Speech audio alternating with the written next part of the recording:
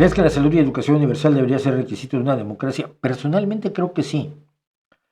Eh, una democracia no es solo votar, lo he dicho en muchas ocasiones, incluye un montón de cosas y entre ellas la garantía de ciertos derechos y ciertas libertades que son precisamente las que te niegan las otras formas de gobierno, las oligarquías, las cleptocracias, las aristocracias, las monarquías, las dictaduras, las tiranías, etcétera, etcétera.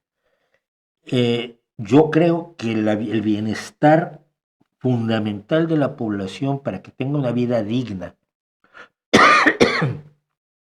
es fundamental para la democracia porque si no tienes una vida digna, eres un votante muy poco dado a saber qué estás votando.